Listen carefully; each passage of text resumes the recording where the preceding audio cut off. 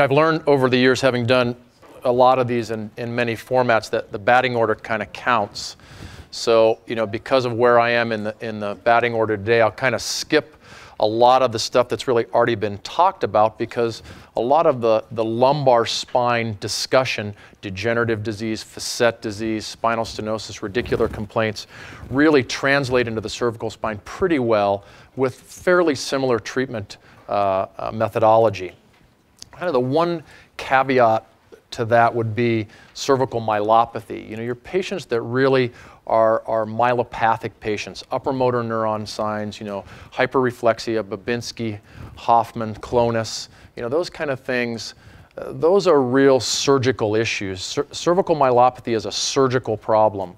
And so those patients probably need, expedited attention, a referral to see one of the surgeons in the community sooner than later. So tonight I've chosen to focus on, true current concepts in the cervical spine. What are we really doing out there that's different from what we were doing 10 years ago? And so we'll kind of focus on that with a little bit of science and a couple of pretty pictures. Short talk. Just some topics for discussion tonight. Arthroplasty versus fusion. There's a lot of discussion these days about, the latest and greatest. Arthroplasty in the cervical spine surely is a topic versus fusion. Biomaterials, what are we really using in the spine when we get in there to work? The pedicle screw concept, metal for stabilization really hasn't changed, but some of the other materials have. And then just a couple interesting tidbits towards the end about a headache and what's going on for your patients via the internet as it relates to the cervical spine.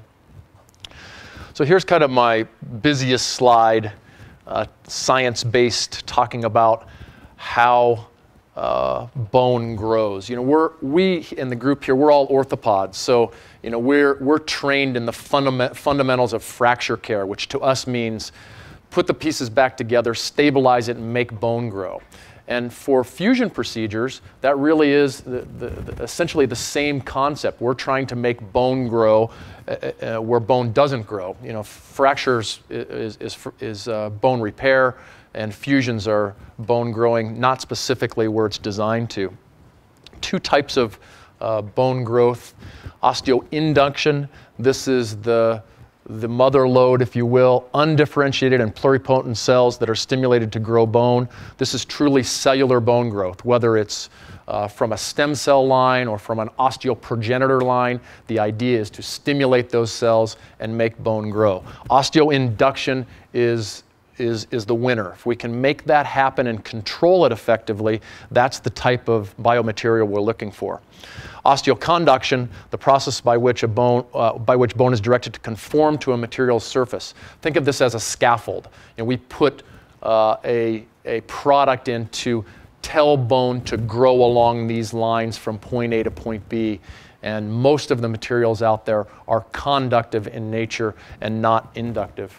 As far as osteoinduction is concerned, bone morphogenic protein number 2 continues its reign. So there's a whole line of bone morphogenic proteins. Some have been studied a lot, some of them haven't been studied a lot. The bone morphogenic protein number 2 is the one that really does do the job. It grows bone. If you put it where it's supposed to go, if you contain it appropriately, it really will grow bone. The problem is, especially in the cervical spine, is containing it, and what are the local side effects that are associated with its use. And looking at the current literature, we really reserve the use of this very powerful protein only in a very small subset of patients. Smokers, and I wrote question mark because that's probably a push to say smokers should get it, probably not the best choice. Chronic steroid use, multiple level surgery, and pseudarthrosis, true pseudarthrosis, not only those at risk, but demonstrable pseudarthrosis or fusion failure. And I wrote here just others continue to emerge. There's a lot of product out there calling that's itself osteoinductive. And if you look at the literature, some of it probably is real, some of it may or may not be. But we're always looking for controlled osteoinduction when we're talking about fusion. As far as what we're putting in disc spaces in the cervical spine, if you look historically, we've come a long way. The gold standard, if you will, probably continues to be autograft, iliac crest tricortical autograft. It works well. The problem with it is the morbidity associated with it. Patients complain of that graft site oftentimes more than they complain about the anterior approach that I've made to their neck. So most of us have gotten away from using that, except in some specific instances and with less invasive efforts to harvest some of that graft. As far as what we've implanted over the years, stainless steel meshes, titanium cages, various alloy compounds over the years. The latest and greatest is called polyether ether ketone. It's essentially a high-grade plastic that mimics the modulus of elasticity of cortical bone. So it really allows the graft to do the same thing as its adjacent structures and not load them differently. So you put a very hard substance in there like a piece of stainless steel or titanium, those things, the end plates can erode and it can create problems. So it's non-resorbable, it stays there forever. It does require an adjunct graft. So the space that's in here, the space that's in these grafts have to be filled with something. So whether we're filling it with an osteoconductive or an osteoinductive agent, something has to be put in there. And there are lots of choices, but PEEK is the latest and greatest. The little plate on the side, here's a PEEK graft with some built-in screws. So again, the latest widget, this is some of the stuff that we're doing. Arthroplasty versus fusion.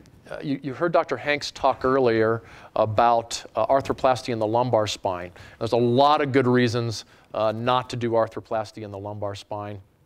It's not very well received in the peer-reviewed literature. I don't know anybody in town here who really does them, and a lot of us are kind of overtly steering away from it. Arthroplasty in the cervical spine is a little bit different animal. It has some fairly good 5-year data showing some results.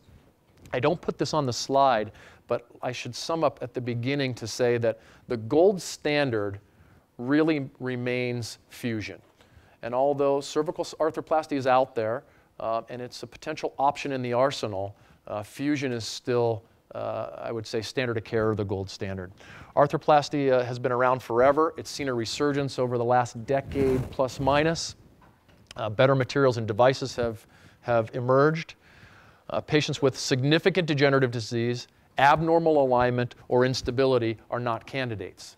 Part of the reason, at least in my practice, I don't have a lot of opportunity to do arthroplasty is I tend to do a lot of aging and degenerative spine, and a lot of real degenerative conditions, so the candidacy has been negated by default. If you look at the literature, which I tried to do a fair review of current literature, efficacy is similar for alleviation of neck pain. And again, alluding to what Dr. Hanks said earlier, doing a fusion specifically for neck pain is probably not a great idea. Doing an arthroplasty specifically for neck pain is potentially a good idea. In my practice, and really in this town, I don't see a lot of 35 or 40-year-old people with only a neck pain component of a degenerative disc or a moderately degenerative disc. ACDF, or anterior cervical discectomy and fusion, is superior for elimination of radiculopathy because the decompressive component really is paramount. We work hard to ensure that an appropriate decompression is performed prior to the fusion. And 2-year data at this point is showing similar results for myelopathic patients. But once again, if that myelopathic patient really has a congenital problem, some stenosis associated with a congenital condition, as opposed to a severely degenerative problem or malalignment or true instability. Unfortunately, the cost remains measurably more, and similar to lumbar arthroplasty, carriers really aren't picking up the tab as much as the patients would like to think they are.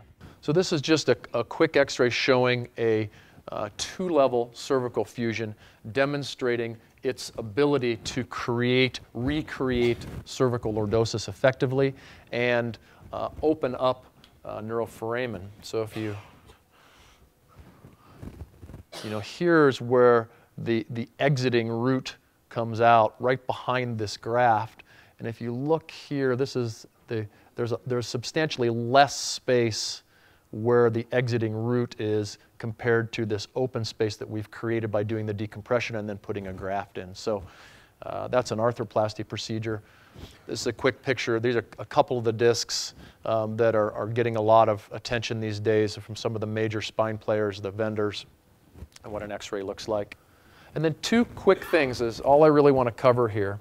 I used to tell my patients, they would ask me, well, if I have this operation, part of my stellate of presenting symptoms are I have headache. I get this headache with this recalcitrant to much of anything. I would tell patients, I don't really think I'm going to make your headache better. Over the years, I've seen patients' headaches get better, and I'm sure most of the guys in here that are surgeons have seen patients' headaches get better associated with it. There is some current literature that kind of supports that. The problem with headache, as I'm sure you all know, that it tends to be multifactorial. If it really is an associated, my neck hurts so bad that I'm getting headache tends to get better. And that's pretty much the take-home message here. It can work. And then I just wanted to add this final slide in. I'm sure that you guys get bombarded as we do with, I read it on the internet, and patients will bring stacks of stuff in. This is all the stuff that I've read.